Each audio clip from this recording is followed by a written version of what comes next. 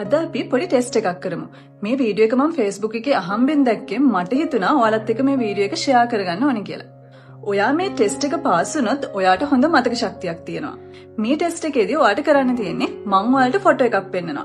තප්පර 3ක් ඇතුළත මේකේ තියෙන තැඹිලි පාට දේවල් 3ක් හොයාගන්න ඕනේ. 3ක් නෙමෙයි 4ක්ම තියෙනවා කමක් නැහැ. 3ක් හොයාගත්ත කියන්නේ ඔයාට හොඳ මතක ශක්තියක් තියෙනවා.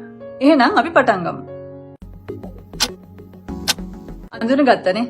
හිතන්නේ නැති මේකේ මේ මොනවද හොයන්න තියෙන්නේ කියලා. මෙච්චර ලේසියෙන් පේන එක. හැබැයි මට මේකෙන් කියන්න ඕනුනේ මෙන්න මේ දේ. මේක තමයි වැදගත්ම දේ. මේකේ තව නිල් පාට, රතු පාට දේවල් ගොඩක් තිබ්බා. ඒ වගේම ජනෙලෙන් එළිය ලස්සන ගාඩන් එකකුත් තිබ්බා. හැබැයි මං ඔයාලට කිව්වා ඔයාලා මේකේ තැඹිලි පාට දේවල් 3ක් හොයාගත්තොත් ඔයාට හොඳ මතක ශක්තියක් තියෙනවා කියලා. දැන් ඔයාගේ මොලේ මොකද කරේ? එන්න ඒක තමයි ફોකස් කරේ. ඇත්තට මං කිව්වේ බොරු. ඒ තුන ඕන කෙනෙකුට හොයාගන්න පුළුවන්. නමුත් මට ඔයාලට කියන්න ඕන උනේ මෙන්න මේක. අපේ මොලේ කියලා කියන්නේ කැමරාවක් නෙමෙයි. එයාට බෑ හැමදේම මතක තියාගන්න. එයා මතක තියාගන්නේ ඔයාට වැඩිපුරම අවශ්‍ය දේවල්. අනිත් සේරම දේවල් ඒ කියන්නේ ඔයාට අවශ්‍ය නැති දේවල් මොලේ විසින් බොඳ කරලා දානවා. එයාට ඒවා අදාළ නැහැ. ඉග්නෝර් කරනවා. මෙන්න මේක මේ විදිහට අපි ජීවිතේට ගමු. ඔයා හිතන්නේ ඔයා උදේට නැගිටතර පස්සේ ඔයා හිතන්නේ ඔයා මහා අවාසනාවන්තෙක්, මහා මෝඩෙක්, කවුරුත් මාව ගණන් ගන්නේ නැහැ. මං නම් මෙලෝ වැඩකට නැති මිනිස්සෙක් කියලා නම් ඔයාගේ බ්‍රේන් එකට යන පණිවිඩය තමයි අන්නේ ඍණාත්මක සිතුවිලි.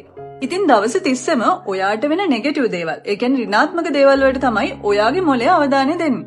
අන්න ඒක නිසා හැම වෙලේම ඔයාගේ මොළය ධනාත්මක දේවල් වලින් පුරවන්න. හැමදාම උදේට නැගිට්ටාම ඔයා හිතන්නේ ඔයා ලස්සනයි, ඔයා දක්ෂයි, ඔයා හරිම වාසනාවන්තයි, ඔයාට ඕන වැඩක් ඉක්මනට ජය ගන්න පුළුවන්. මෙන්න මේ වගේ සතුටුදායක දේවල්. ඒ කියන්නේ ධනාත්මක දේවල්.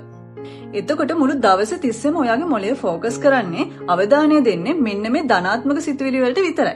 ඉතින් ඔයාට නෙගටිව් දේවල්, ඍණාත්මක දේවල් මුළු දවස් 30ම උනත් අන්න ඒ දේවල් පෙරලා අයින් කරනවා ඔයාගේ මොළය විසින්.